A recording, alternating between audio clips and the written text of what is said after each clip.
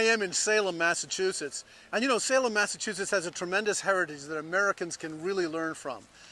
Not only was it established early on in the 1600s by a pastor, John White, who sent over Roger Conant, a peace-loving man, and then the pastors Skelton and Higginson named the town Salem out of Psalm 72. It has this Christian heritage for peacemaking. But then most people know Salem today, not for that, but they know it for the Salem witch trials, when peace was hardly one of the commodities here in Salem. And that's because for 9 months the Puritans abandoned their own Christian heritage of law, of being innocent till proven guilty, of having 2 or 3 eyewitnesses for a capital crime in that day, and abandoning the ideas of common law.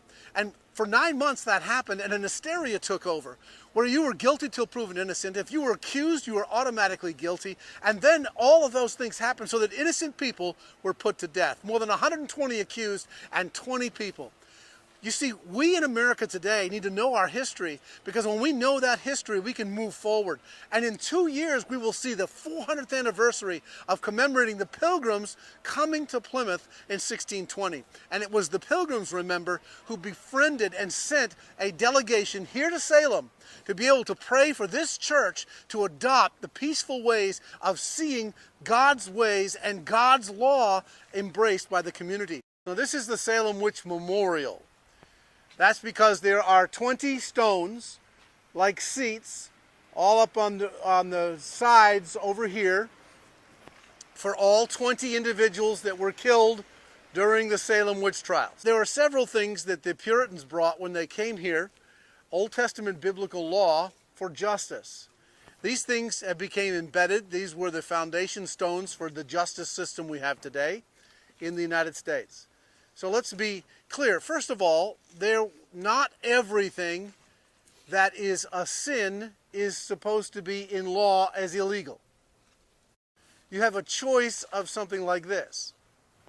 You could say, are you going to have innocent people that are punished for crimes they haven't done?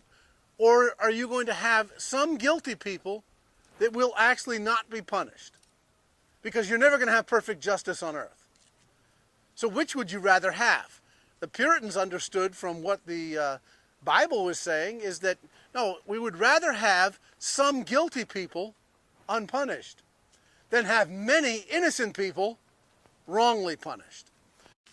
Great. I was told on the radio, I was on a friendly debate, a radio station, and the person said the following: well, gee, if Jehle had his way, you'd have the Salem witch trials happening every day. Because this is the thought. The thought is that the Puritans came here with the Old Testament law, such an oppressive law system. The truth is, as I have stated here, and historians will corroborate here in Salem, this is the only year the Puritans abandoned Old Testament law. This is what happened when the law got abandoned. When they went by hysteria rather than law. You have to realize that it's well chronicled that the first generation that came over, the Pilgrims, and the first generation of Puritans that came over were the most zealous, the most spiritual, the most focused, the most intense, and wanted to raise up their children in the same faith. The highest percentage. The second generation rose up in the 1640s, 50s, and 60s. This is according to William Bradford, according to the pastors, according to Cotton Mather, according to the historians, did not grow up as passionate as the first generation. In other words, they say they were not as successful as they wished they had been. Only 50% of the generation, roughly speaking, really grew up with the same kind of passion. Others were wayward. Others came for different reasons. Everybody following me? Second generation. The third generation. Now, if you know biblical patterns, you know this. The Bible says that if you really want to see an impact, you need to have 3 consecutive generations. The God of Abraham, Isaac, and Jacob. When it diminishes dramatically generation to generation, you have rising up in Salem a more carnal generation. A generation that's not as focused. Now, the passionate, focused Christians are in the remnant. You follow me? And you've got individuals who are playing with the dark arts in the parsonage basement. What happens to a town like that? It's ripe. So now the question is going to be, if you reverse the law, if you don't handle it spiritually, if children do not grow up knowing how to be submissive to their parents and how to discuss whatever issue they have, and you don't handle things in the church the right way, you're going to have, as some say, all hell break loose. And that's exactly what they had. And now the question would be this. So these people were all accused of witchcraft? Were they all witches? Now, in 1989, I began my research here in Salem. I spent 4 years in the archives, reading everything I could read about the trials. I started talking to archivists and said, wait a minute, here's what I'm reading in the trials, and this is not what's going on in the town. This is not what you, in other words, how come you guys aren't saying what's really going on here? And one of the archivists, look, I've been to many archivists, said, well, you know what? There's such a thing called sensationalism, and there's the thing we deal with called history. And the two are not always the same. And I said, well, that's true. I'm not trying to, I can't change the whole climate in Salem, but I'm learning things I never knew before.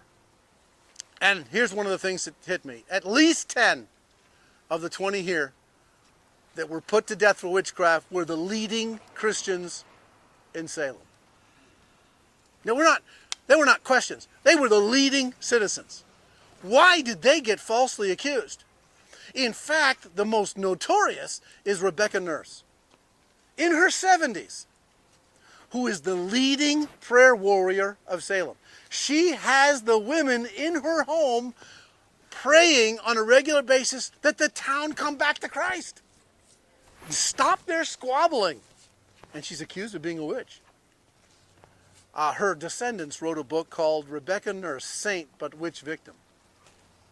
And because of this, now all of a sudden I realized, wait a minute, this is taking shape here in a way I had not thought of before, where 10 of the 20 at least. Now others I could say maybe had been involved in the occult, maybe involved in some form of witchcraft, but still, because none of the due process was followed, none of them should have been put to death. You follow me?